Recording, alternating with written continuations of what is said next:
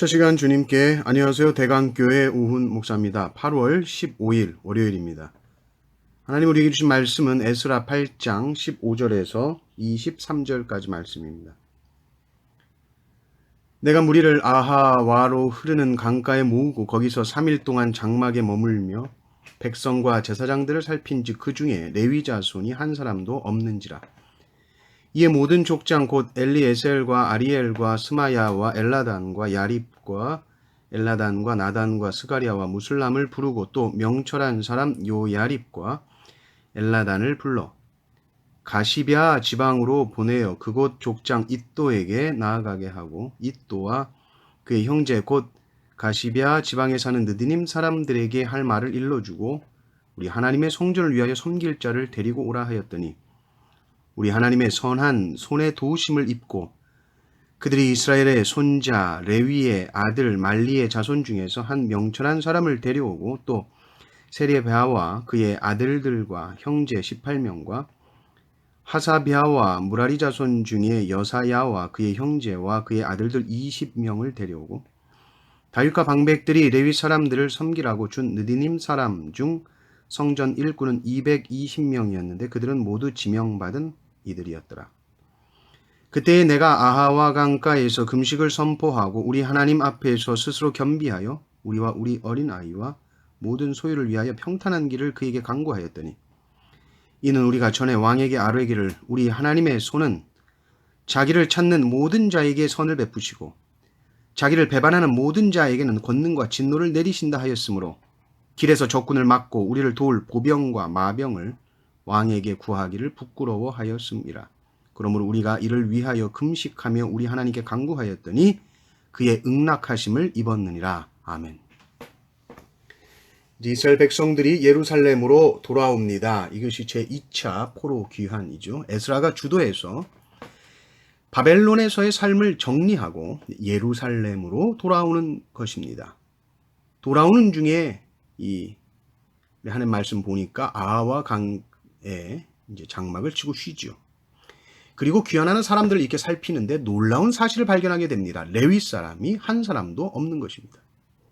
레위 사람들은 예배를 준비하고 진행하는 사람으로서 이스라엘의 회복을 위해서 아주 중요한 사람들이 이 레위 사람들인데 레위 사람이 하나도 없다는 것을 알게 된 것이죠. 15절을 보면 내가 무리를 아하와로 흐르는 강가에 모으고 거기서 3일 동안 장막에 머물며 백성과 제사장들을 살핀즉 그 중에 레위 자손이 한 사람도 없는지라 이렇게 나옵니다. 지금 귀환하는 사람들이 한 1,500명 정도 됩니다. 근데 레위 사람이 한 사람도 없습니다. 레위 사람들이 이제 바벨론에서 자리 잡고 어느 정도 살고 있었을 거 아닙니까? 그런데 지금 예루살렘으로 가면 레위 사람들이 해야 할 일이 너무 많죠. 힘들고 고된 일을 할 것이 많다. 이걸 너무 뻔하게 아니까 예루살렘 가는 거 됐다. 포기하는 사람들이 많았을 겁니다. 1차 포로 귀환 때도 한 5만 명 정도 돌아갔다 우리가 보는데 레위인들이 74명이었습니다. 굉장히 그때도 적은 숫자였죠. 근데 2차 때는 아예 한 사람도 없다는 것을 알게 됐습니다. 그래서 16절, 17절을 보면 사람들을 보내어 성전을 위해서 일할 사람, 레위 사람들 찾아와라, 데려와라. 그래서 18절 보면 레위 사람 18명, 19절 보면 또 20명, 또 20절을 보면 성전 봉사할 느디님 사람 220명 이렇게 합류를 시키게 되는 것이죠. 이스라엘의 회복이라는 것은 무엇인가? 무엇이 이스라엘의 회복인가? 건물 세우는 것인가? 재정이 풍성해지고 물질이 많아지는 것인가? 백성들이 건강해지는 것인가? 이게 아니라 가장 중요한 이스라엘 회복의 관건은 예배 회복이다. 이것이 너무나 분명했기 때문에 예배를 준비하고 인도하는 레위 사람을 아주 중요하게 챙기는 모습을 보게 되는 것이죠. 자, 그리고 이제 먼 길을 가야 됩니다. 에스라는 먼저 이들을 데리고 금식을 선포합니다. 금식기도 하자. 아하와 강의 백성들 모으고 금식기도 합니다. 주님, 이제 우리가 귀환해야 하는데 갈 길이 멉니다. 무슨 일이 있을지 모릅니다. 우리를 지켜주십시오. 안전하게 살펴주십시오. 기도를 해요. 21절을 보시면 알겠지만 귀환하는 사람들이 이제 우리와 우리 어린아이와 또 모든 소유 이렇게 말하는 걸 봐서 연약한 사람들 또 이들이 가진 소유들 안전하게 지키면서 귀환하려면 사실 외부의 도움이 필요한 것이죠. 또 에스라가 왕의 신임이 두터운 사람 아닙니까? 요청했으면 충분히 왕이 도움을 주었을 수도 있습니다. 그런데 에스라는 영적인 자존심이 굉장히 센 사람이었습니다. 22절을 보면 이는 우리가 전에 왕에게 아뢰기를 우리 하나님의 손은 자기를 찾는 모든 자에게 선을 베푸시고 자기를 배반하는 모든 자에게는 권능과 진노를 내리신다 하였으므로 길에서 적군을 막고 우리를 도울 보병과 마병을 왕에게 구하기를 부끄러워하였습니다. 이렇게 나옵니다. 에스라가 전에 왕한테 이렇게 말했다는 것이죠.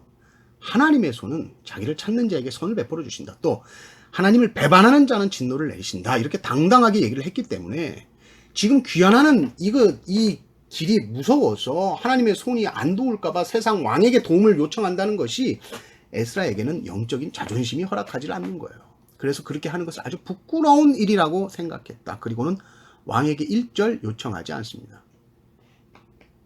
우리는 꼭 이렇게 해야 되는가 생각할 수 있습니다. 받을 수 있는 도움이라면 받으면 좋지 않겠나 이렇게 생각합니다. 도움을 받는 것이 나쁘다 이런 말이 아니죠. 그러나 지금 에스라의 마음이 그렇다면 이스라엘의 포로 귀환을 책임지고 있는 이 에스라가 이런 영적인 자존심을 가지고 있다면 이렇게 가는 거예요. 그리고 하나님은 그 마음을 귀하게 보십니다. 느헤미야를 보시면 알겠지만 하나님께서 그 왕을 통해서도 선한 손을 베풀어 주세요. 왕을 통해서도 일하실 수 있습니다. 그러나 에스라처럼 왕의 도움 필요 없습니다. 저는 주님이면 됩니다. 이렇게 믿음으로 담대하게 나가면 또 그 모습을 귀하게 보세요. 그리고 하나님께서 서둘러 도와주시죠. 23절을 보십시오. 그러므로 우리가 이를 위하여 금식하며 우리 하나님께 간구하였더니 그의 응낙하심을 입었느니라. 그 기도를 들어주셨다. 보호해 주셨다는 것이죠. 하나님, 세상 왕에게 도움 청하는 거 저는 부끄럽습니다. 만왕의 왕이신 주님 도우심이면 우리가 넉넉하고 충분한데 뭘 그런 도움을 제가 세상에 요청하겠습니까? 부끄럽습니다. 주님, 힘 한번 써주십시오. 하나님께서 그 기도를 들으시고 백성들을 지켜주신다는 거죠.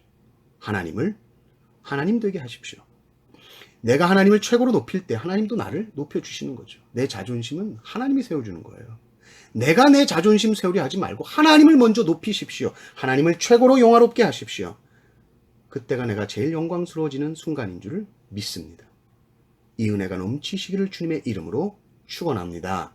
아멘.